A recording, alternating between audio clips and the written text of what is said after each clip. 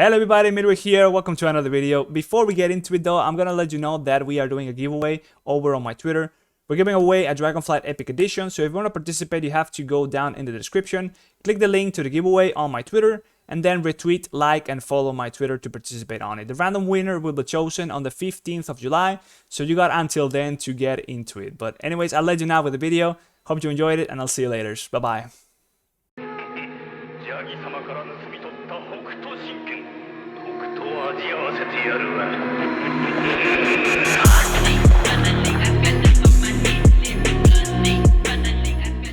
Hey everyone, welcome to a new video. My name is Midway and I welcome you all to this Necrotic Week plus 27 on Tyrannical and with Raging and Volcanic. We're going to be covering whatever we are doing in the key at the moment, as well as talking about whatever I might feel like at that point.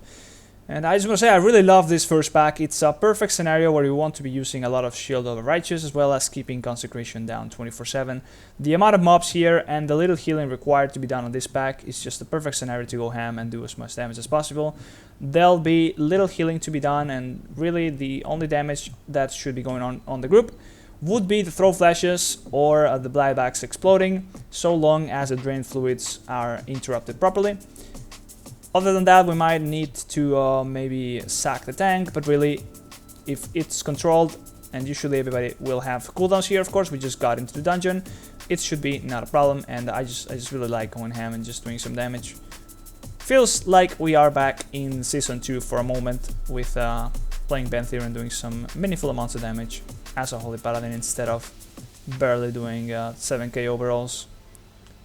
But here we are going into the Goliath, and I gotta say, I have videos on every single one of the bosses in this dungeon on Tyrannical difficulty, where I comment over what happens on the boss fight and how to deal with it and stuff. But nobody has really watched those in particular on this dungeon because I uploaded like 20 videos that day. So I'm just going to be re-uploading those, and for now skipping over the boss fight. So I'll just let you watch that, but I'll resume my commentary once we are done with the boss. And if you want to watch me commenting on the boss and like any strategies or things that I think are important to approach or when approaching these bosses as a Holy Paladin, I will be talking about those in that video. For now, I was just gonna say we are doing this in two pulls, sort of. We got the buff from the Goliath, but we're not pulling the boss straight ahead. I do believe this is just for safety reasons, just so the tank can get aggro and we can all do it, you know, chill and stack it up properly without having anything go wrong. But it doesn't really make that big of a difference. The pack would just die in a couple seconds, so usually you would just pull it all together. But yeah, that's gonna be it for me for a while. I'll be back after the boss is dead.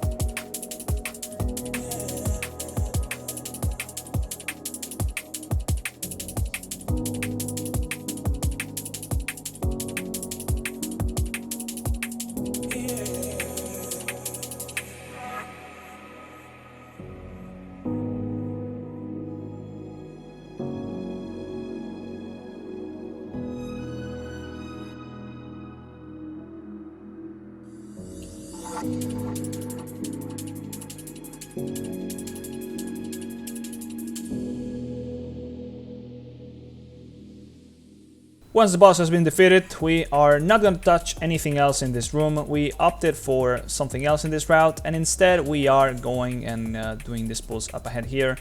The tank is going to move ahead with an invis spot and pull some of the blightbacks, get the orb, and then assemble this whole pull together. It is not fortified, and therefore this pull is pretty easy. It's also a relatively low key. And we all that really have to nuke down the Necromancer, and we can try and help interrupting the Bone Carvers. That also goes a long way. There's going to be some bolts which will also need to be interrupted if possible, because they will apply a healing absorb on the tank as well as do some damage. So the more you can help with CC in this pack, the better. One thing that is kind of important is to apply any sort of CC, usually a Hodge would work perfectly, onto the Necromancer whenever he is casting the Raise Undead, so you can prevent any more of those useless adds to spawn, and therefore, well, there's just less things going on and you can focus damage onto the targets that really matter. And after the pack is dead, we're gonna go over to the Goliath. Ideally, we would do this before the little helper, whatever the Kirin guy is called, before he's despawned. Otherwise, you're gonna have to wait for a little bit, or rather you just make sure you got the cooldown ready or the guy is still up from before. And yeah, once we have the buff, we can do this in 2 pulls. Here we opt to do that in 2 pulls as well. We wait for a little bit, and once the shield is up, it will basically be killed immediately, and then we can move on to the next mob. But usually here, if you feel confident, you can just pull everything together onto Nersuda, and so long as you don't get hit by that frontal, the entire pack just disappears in a couple seconds. It's fine doing it this way as well, because you see the buff, it's still going to last for just about enough for Nersuda to die. However, we'll have a couple ticks that will be missing onto him, so it's going to be a little bit slower, but not too much by doing it safer, in a safer way like this. So both ways work just fine, so long as you still get some of the buff on top of Nersuda, so he basically flops quicker. And there we had somebody step onto the swirlies, unfortunately. Some very unfortunate death, but whatever, it's fine. This dungeon is very forgiving, and this boss is, well, this mini boss is basically being killed by the bluff anyways, so we don't really have to do too much with it. People here are already taking the weapons that they have been assigned to, and we are going to be conserving as many weapons as we can in order to use them onto the last boss.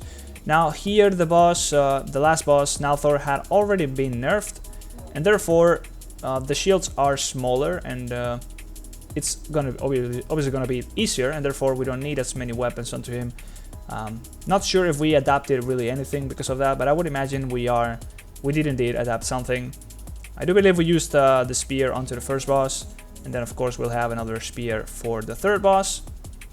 And yeah, I'm not really too sure where the weapons are, honestly. I'm just gonna be completely honest. I'm usually never taking any weapons besides a hammer or maybe a shield, which I will talk about on the bosses individually whenever we are talking about each of the bosses in this dungeon. And yeah, for now it's not important for the pack or any other trash really. We just want to be killing all the mobs quickly. I think you would rather do, if this was fortified, would be to skip over these 2 mobs we just killed before, the guys with the frontals and the shields. You'd rather skip those guys and rather kill this pack first and then get the Goliath buff. And with the Goliath buff to our left, we would then kill the 2 guys with the shields and the frontals. That way we make sure we kill both of them at the same time. However, in this case, we are not going to be doing that, and we are going to be killing some of the mobs here, and then going back for the buff, and then clearing the rest of this room. No, actually we are doing the entire pull without the buff. We want to be using the buff for the boss, I imagine, but I think we did screw up that, and we ended up not having the buff active there anyways, because we had to wait for somebody to get the spear, and they could not get it, and then they ended up just taking too long to get the spear. So this pack, so long as you have the orb or the Kirin buff from the Goliath, it's really about not dying to the frontal like we just had happen right here. The pack would just disappear. Actually, we didn't even use the orb, did we? Yeah, we didn't even use the orb, we still have it. It's just so weird. I don't know, I don't even know what the weapons are, honestly. I'm just gonna be completely honest. The weapons here are being dealt in a pretty weird way. The packs are being split up in weird ways. It was a bit of a weird key, but we have a lot of damage. We're playing with people that are really good at this game, and therefore there's not a single problem if you just choose to play things a little bit slower and take it safer. But yeah, here we get a woe. So the idea is to use the woe, go back to the Goliath, get the buff from the Goliath, and then go all the way to the boss and use a little bit of the Kyrian buff onto the boss. However, you of course are going to be losing quite some value of that buff in between getting the woe, going back, getting the buff, and then going towards the boss. And as I said, we had a problem here. The person that was going to get the spear over the mobs on, well, the ones that we are not killing, those bone carvers, they couldn't get it because they could not push them back with the ring or something. They were basically going to get in combat, and therefore we just took so long waiting around for the only person that had, or the only Kyrian that we had to come and open the Goliath. Ended up basically wasting the woe and having to use an Nimbus bot to run into the boss. But the ideal scenario would have been that we get the spear, we come back, we get the buff with the woe, and then we run with the woe all the way to the boss. We have the buff, and then we use the buff onto the boss, because since it's not fortified, the trash that we just dealt with was pretty easy. However, I would still advise to rather... I think it would be cleaner if you do not need the buff onto the boss, honestly. It would just be cleaner to use the buff as normal onto the trash, and then maybe spear the boss. But yeah, it's a bunch of things that are not usual in this dungeon, on this run at least. Because of the nerf to the bosses, it doesn't seem to make all the sense in my mind right now what the plan was supposed to be. And at the same time, we are doing stuff with the weapons that I'm not sure if it's due to wanting to have a lot of stuff for the last boss, because that's what you used to do, or because something kinda got fucked up along the way.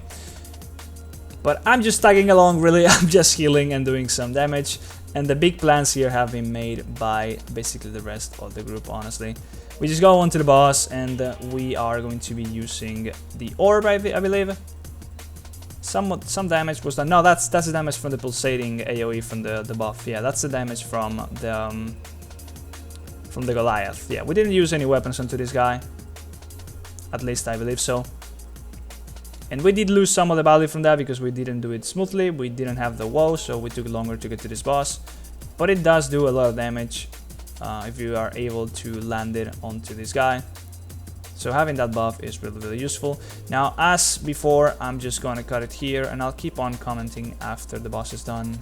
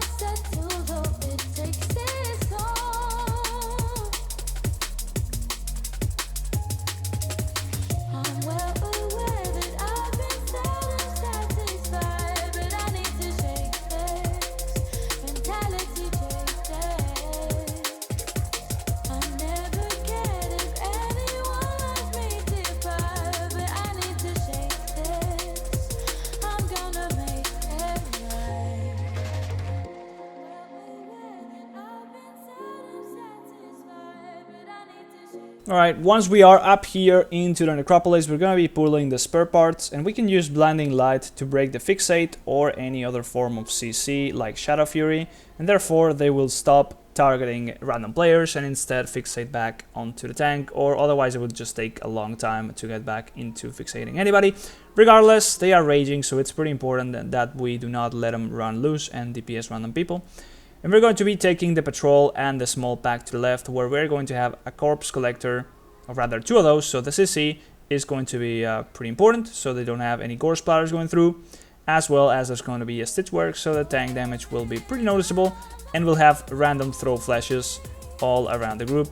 So there's some healing to be done, however, this is not fortified, and therefore we are still not gonna be in any tough spots. We're gonna be chilling quite heavily, and therefore we can focus a lot on dealing DPS. This is really one of the easier dungeons, and even in fortified, it's rarely going to be a big threat to, like, any of the packs will rarely be any threat.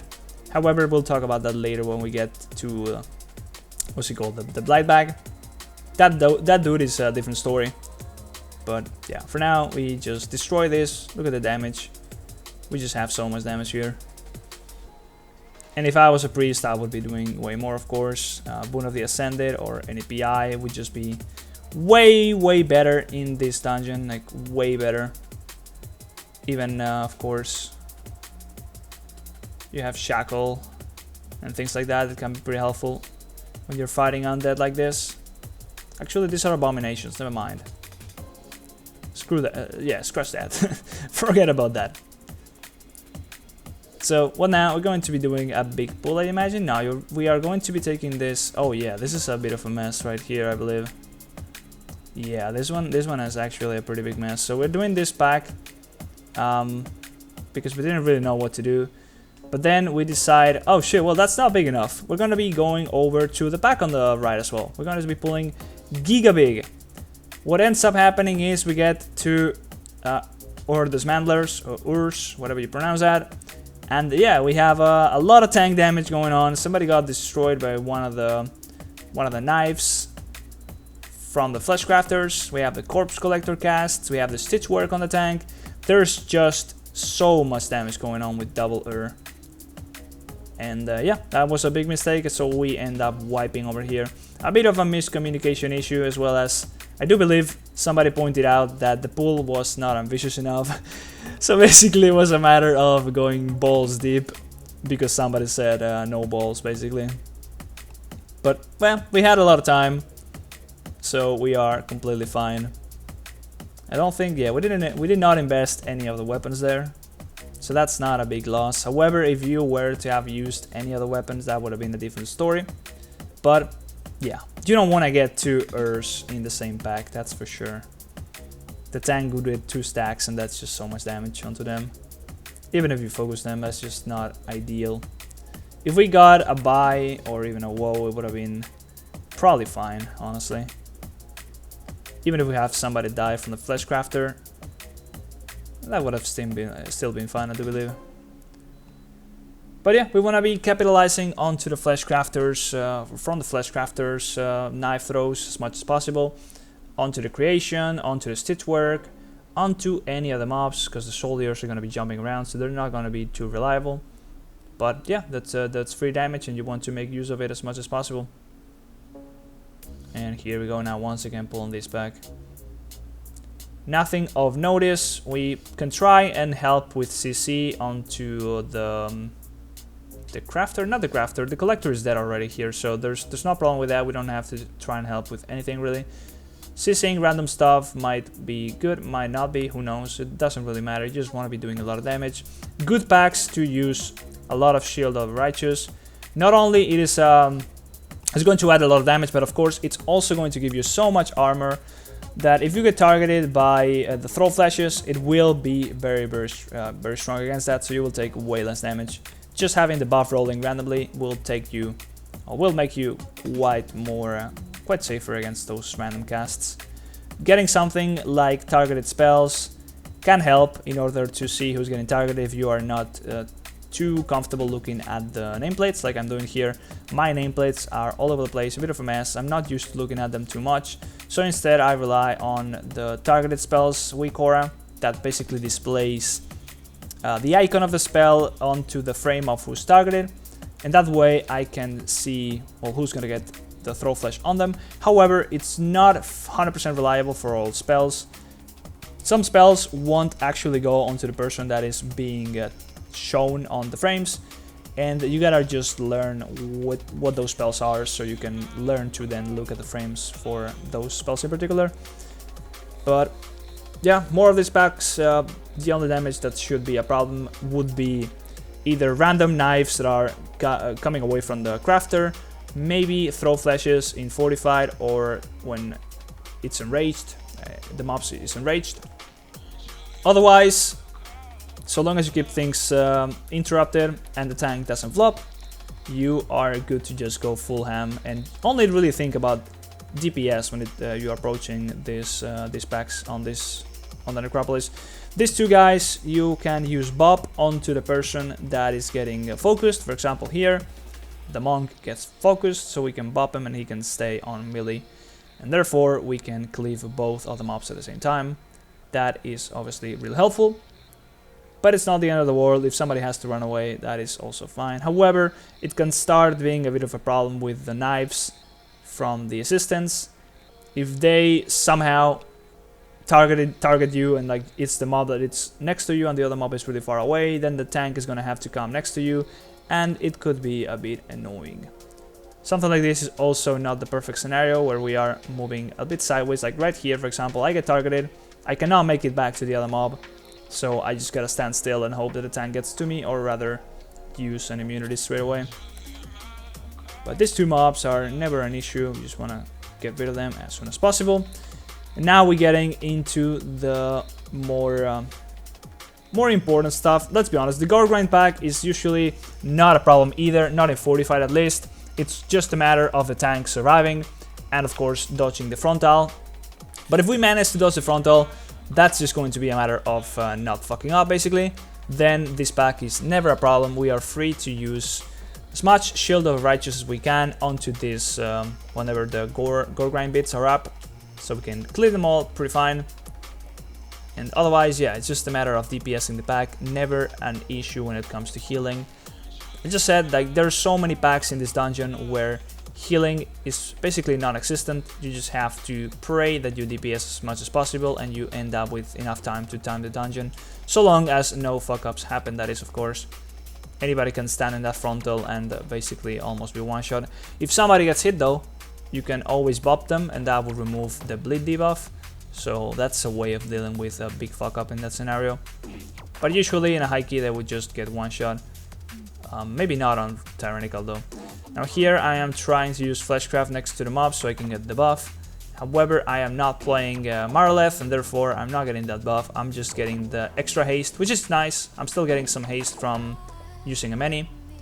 But yeah, it's not gonna last for too long. Now, we get to the Rot Spew, that's what I meant with the black bag.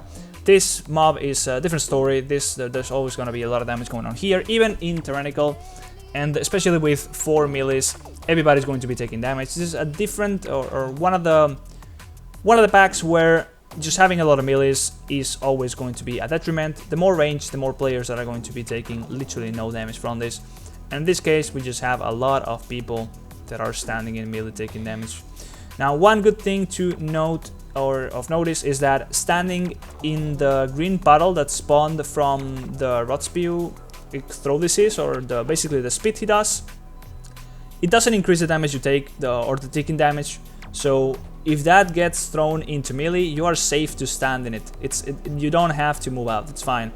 It's only a problem for ranged that are obviously going to be taking damage from it. Otherwise, where otherwise they would not be taking any damage. But on melee, you're already going to be taking AoE damage from just being next to the mob. So there's no point really on moving out.